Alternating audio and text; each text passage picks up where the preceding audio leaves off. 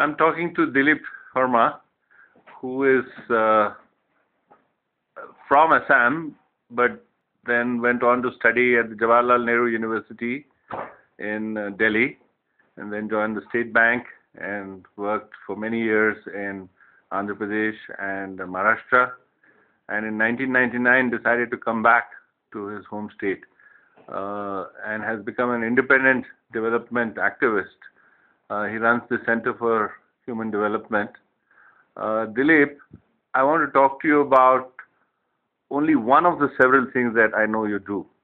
Yeah. But in particular, the work that you've been doing with the young Bodo boys and girls in the Kokrajhar area, the Bodo Autonomous Council area. We know that there is a lot of ethnic problems in that region, and the Bodo tribes who are who feel that they don't have the full share of development are quite aggrieved. So you not only reached out to them, but you then went beyond getting them to vent their feelings. You did something about it. So tell me about it. Yeah.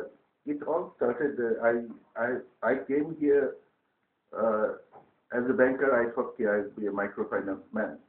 Then as a microfinance man, I thought I would be a researcher. Then while I was doing research in 2007, during the big turmoil in the month of January in Upper Assam, then my friend Molai Bora, who was in the government, requested me, can I go and visit these places? And coincidentally, we have Molai Bora right here. Right so here. let me take a little shot of him. Yeah. Thanks. Yeah. So he said, can I visit them and see what can be done in these areas?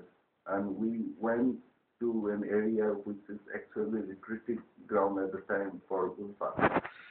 And we started a model whereby a lot of youth change of mindset, hope, positive approach to life. Then after that, they took up some enterprise. In that case, was a dairy farming. So that model became a little bit famous in the government sector. So I got a request in 2008 to do the similar kind of thing in Indo-Bhutan border in Assam. These are very remote areas, non-accessible areas. And again, insurgency was at its peak at the time. There was factional fights. So basically what we do is go and just talk to this youth and try to find out what they are thinking, what they are trying to do, what is their expectation of life, and try to create some kind of a intervention model around that. And in Bodo areas, in 5 places, we have formed in the process 5 cooperatives. These are in different stages of success.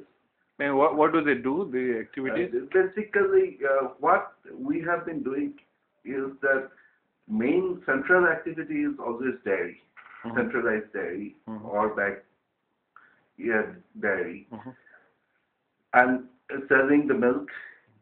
Many of them are doing in Bhutan, getting special permission to do that. Indo-Bhutan Friendship Association is helping us a lot in doing that. And that is being the central activity. And why dairy is central activity? Number one, the local market, it is easily sellable. And number 2 is the gestation period between the investment and the production and the cash flow back is very little. So this being a first-time entrepreneurs, they cannot wait for a long time. And I must say that in the process, there are a lot of places where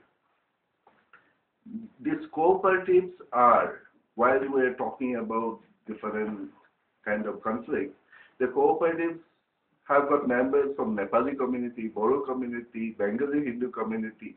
In fact, one of the cooperatives is headed by a woman, which is near Gusaigaon. But I must admit that these cooperatives are in different sectors, right? They need some capacity building? They need more than capacity building now, acceptance from the government, acceptance from the banking industry, that they can be banked and things like that. Some kind of help is going, but that is too little. I must say that. But that has been the major issue we are finding, that because the gap between bringing them into some kind of positive attitude, give them the vocational training, and actually starting the enterprise is little bit more. And these are young people, we must understand. They have gone through a lot of governmental programs which are unsuccessful, so they become slightly restive. So a lot depend on the local leadership out there, the youth leadership. Because I can tell you that in many places, we basically give them time to churn out. A lot of people come and go, so that the cream stays back, and they are really into something. There are some places where they of their own has been able to access bank loans and as high as 1.5 crore and things like that, and doing well. I hope that this can be translated in many places. And I must tell you in these places that there's a myth. Once you do that, there are a lot of people, whether from the governmental side, the governmental young veterinary officers who travel 30, 40 kilometers with their own money and look after these cows. Okay, though that's not exactly official work for them. Then again, if somebody is training to becoming a mechanic or something like that, a lot of private enterprise come out and say, okay, fine, we'll give them the space to train themselves and things like that. So there is a lot of goodwill.